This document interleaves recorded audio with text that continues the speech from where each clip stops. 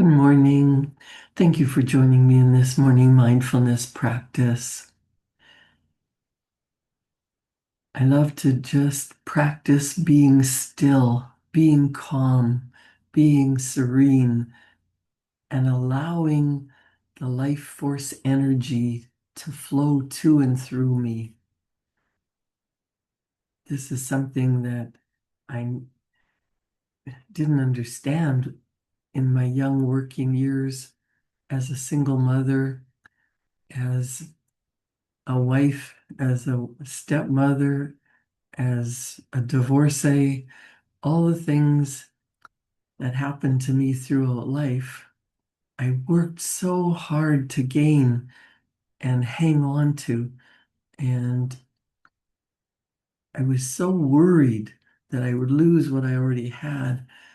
And I was a person who was afraid to risk, to take chances. I worried about everything. I worried about my children. I worried about money. I worried about my marriage and my job.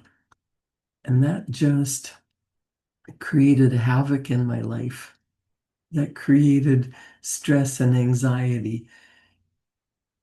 And as the more I learned, the more I studied, the more I learned, the more I found out about our mind-body connection and how everything is connected. And the more we live in a state of anxiety, the faster it turns to depression and dis-ease. And dis-ease, where you're feeling stressed and worried and allowing the outside world to control you, the more you end up in a state of disease. Louise Hay taught that everything in your body that's going wrong is because of your state of mind.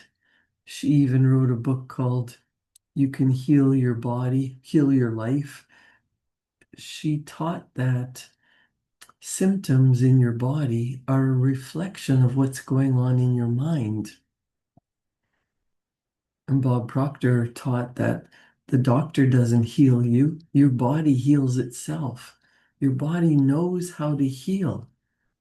But if your mind is wrapped up in the outside world and worry and ignorance and doubt and fear, you are causing a breakdown in your body. You're causing it to feel scattered. You're feeling out of control. And that leads to breakdown. And just like machinery needs to rest, it needs maintenance, it needs to be turned off once in a while, so does your body. When you practice being still, when you practice breathing and getting into calmness, your whole life will change. I've practiced this for a lot of years and it served me well. In fact, last night my phone was down to 1% and I plugged it in, and guess what? It didn't charge overnight. 10 years ago, I would have freaked out. I might have been yelling at my husband, not because I was mad at him, but because my phone was dead and my alarm didn't go off. Everything is on there.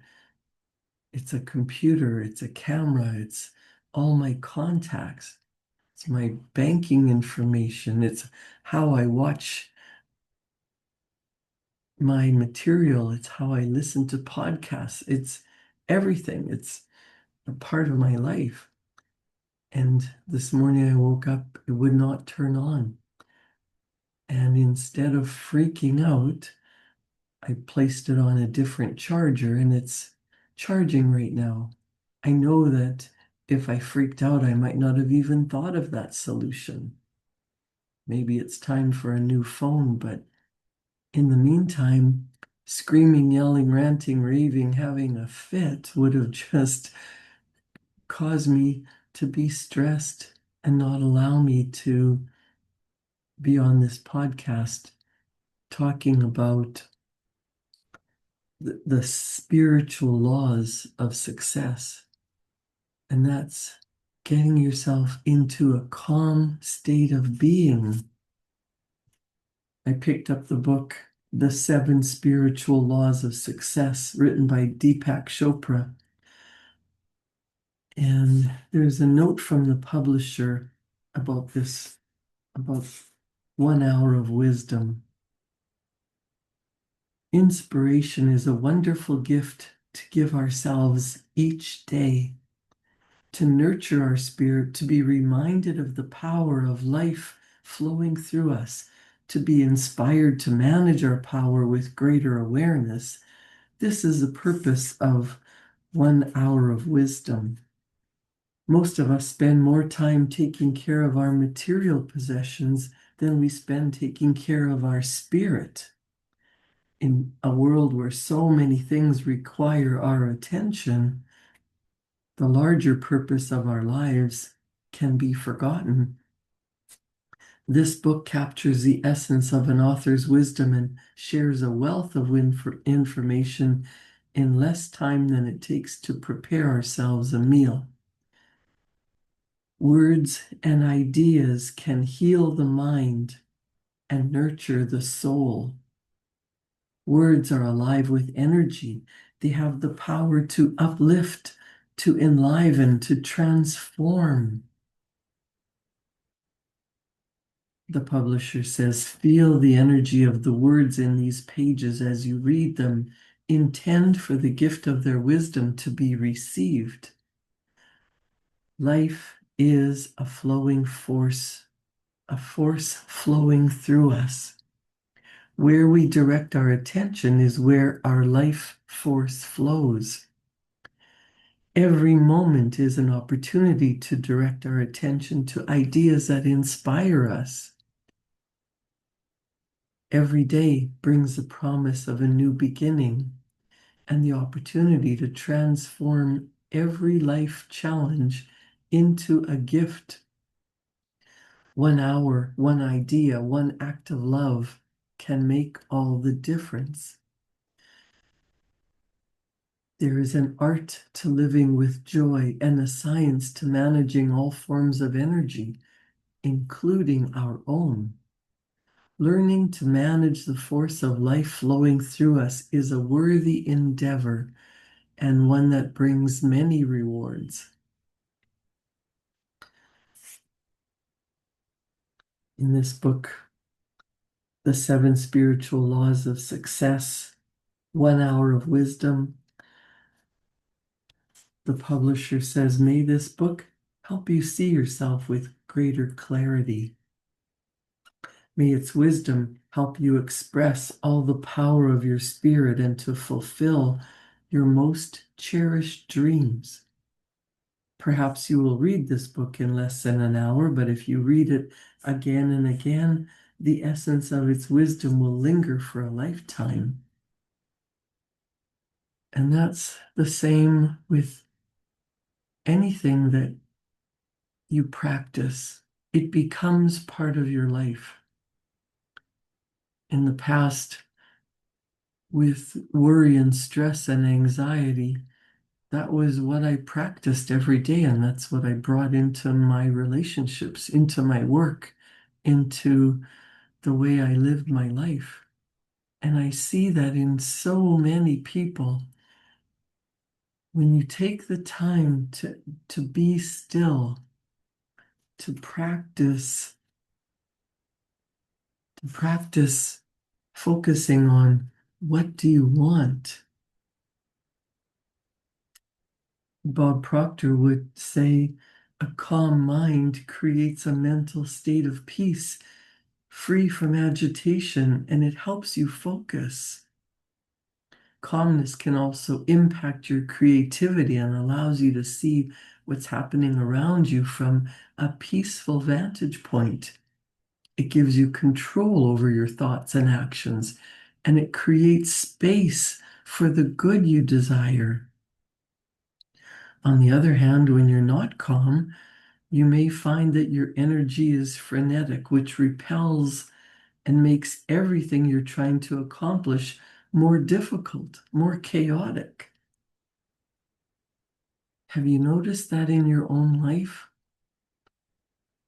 I sure notice that when I'm calm, I can create a beautiful picture in my mind. Things run more smoothly. I always arrive at the right place at the right time for the right reason. In the past, I used to freak out and I'd be 10 minutes late, no matter how hard I tried, no matter how early I left, no matter what my intentions were, because I was living in a state of stress and anxiety.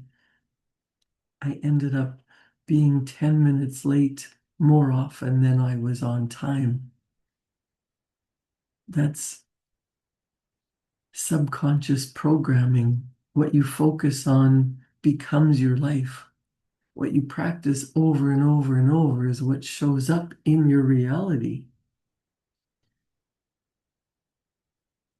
It's also impossible to attract good into your life when you're living that way.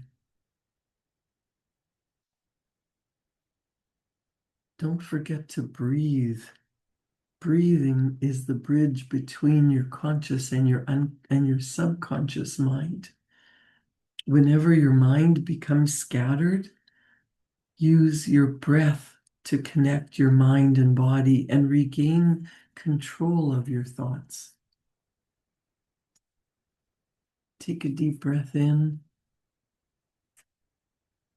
and allow yourself to settle.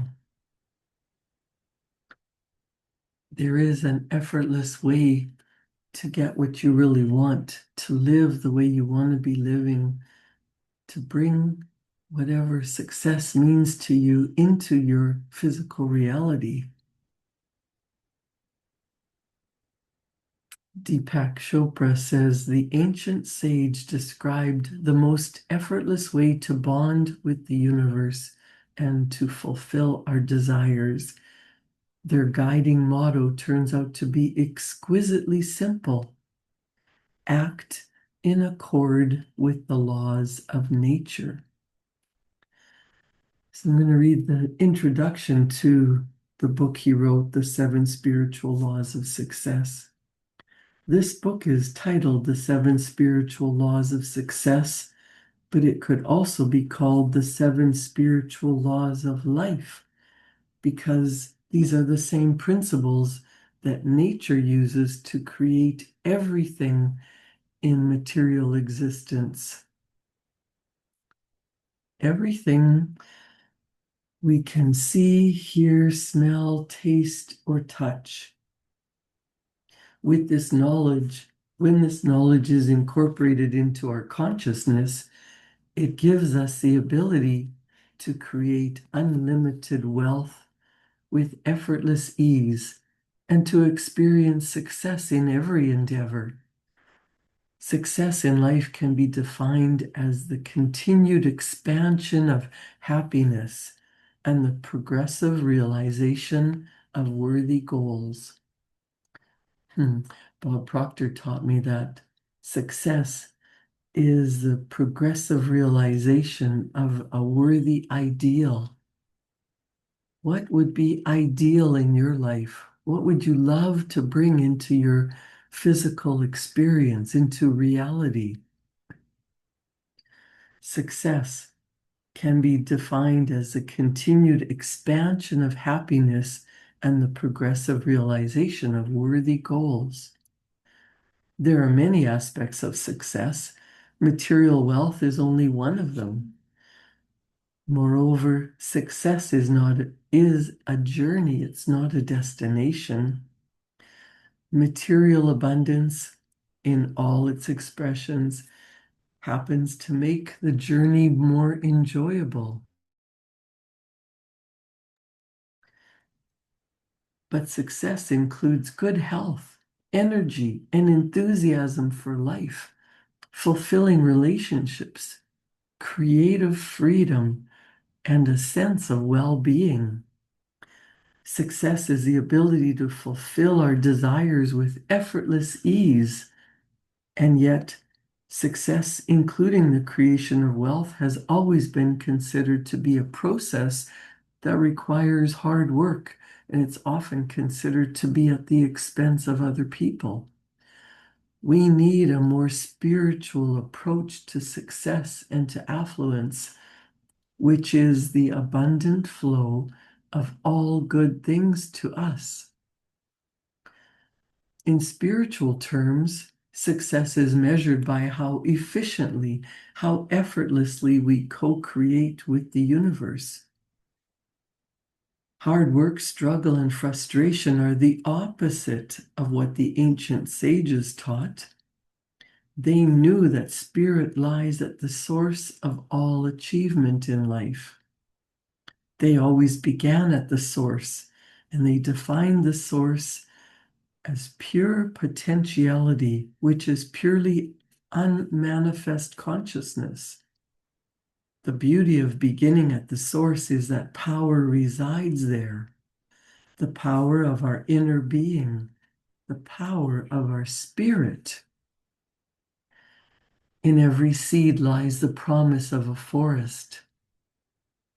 Unseen energy flows into material manifestation. The physical laws of the universe are actually the process by which the unmanifest, unknown, and invisible is transformed into the manifest, known, and visible.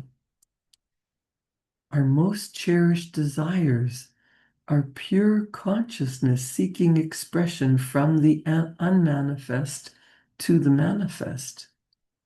And if we give our deeper instincts a chance, success in life is not only possible, but inevitable. With the knowledge and practice of the 7 spiritual laws, we align with nature's intelligence, and our dreams and desires are easily fulfilled. When we understand these laws and apply them in our lives, anything we want can be created. So the first chapter in the 7 spiritual laws of success is the law of pure potentiality. In the beginning, there was neither existence nor non-existence. All this world was unmanifest energy. That's the hymn of creation, the Rig Veda. Deepak Chopra writes about the law of pure potentiality. He says the first spiritual law of success, the law of pure potentiality, says that our essential state is one of pure potentiality. Pure potentiality is pure consciousness. It is the field of all possibilities and infinite creativity. Our physical body, the physical universe, everything in the material world comes from the same place, a field of silent, unmoving awareness from which anything is possible. There is no separation between this field of energy and our spiritual essence, our self. This field is our own self. And when we know that our essential nature is one of pure potentiality, we align with the power that manifests everything in the universe. Knowing who we really are gives us the ability to fulfill any dream we have, because the same field that nature uses to create a forest, a galaxy, or a human body can also bring about the fulfillment of our desires. Anything is possible in the field of pure potentiality because this field is the source of all power, all intelligence, and infinite organizing ability. Therefore, success in life depends on knowing who we really are.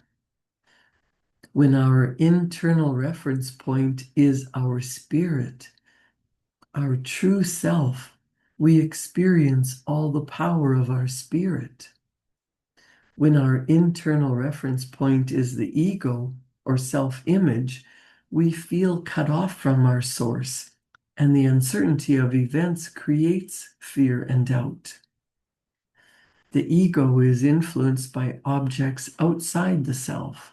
The ego is influenced by circumstances, people, and things. It thrives on the approval of others. It wants to control because it lives in fear. But the ego is not who we really are. The ego is our social mask. It is the role we are playing. The need for approval, the need to control things, and the need for external power are fear-based. This kind of power is not the power of pure potentiality, the power of self or true power. Self-power is true power because it is based on the laws of nature and it comes from the knowledge of self. Self-power draws things that we want to us. It magnetizes people, situations, and things to support our desires. This support from the laws of nature is the state of grace. When we are in harmony with nature, we create a bond between our own desires and the power to make these desires materialize. How can you experience the law of pure potentiality? One way is the practice of silence and meditation. This means simply tuning out the world and taking time to simply be. In the Bible is the expression, be still and know that I am God. Stillness is the first requirement for manifesting your desires because in stillness, you connect with the field of pure awareness and infinite organizing power. Imagine throwing a little stone into a still pond and watching the ripple. That's what you do when you go into silence and introduce your intention. Even the faintest intention ripples across the field of universal consciousness that connects your desire with everything else. This field can orchestrate an infinity of details for you.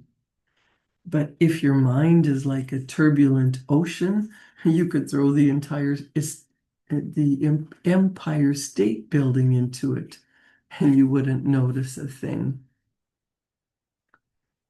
Deepak Chopra, in his 7 Spiritual Laws of Success, goes on to say, practicing non-judgment is another way to experience the law of pure potentiality. When you are constantly judging things as right or wrong, good or bad, you create a lot of turbulence in your inner dialogue. This turbulence constricts the flow of energy between you and the field of pure potentiality.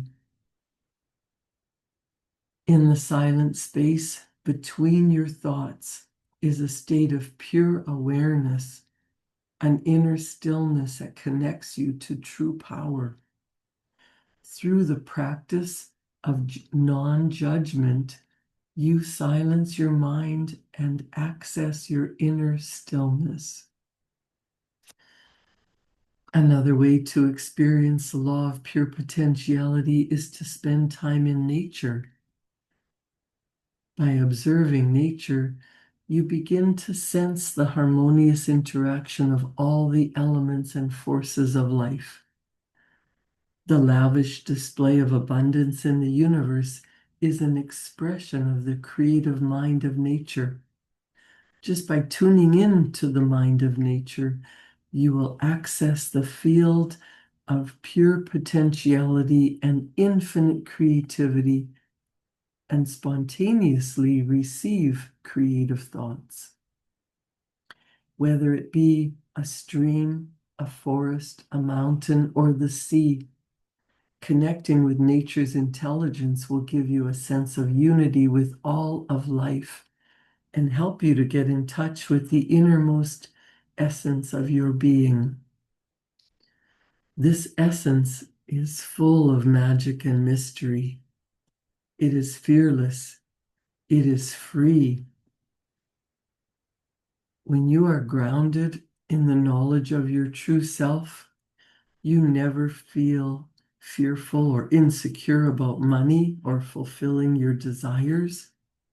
You never feel guilty about wanting or having an abundance of anything because you realize that the essence of all material wealth is life energy.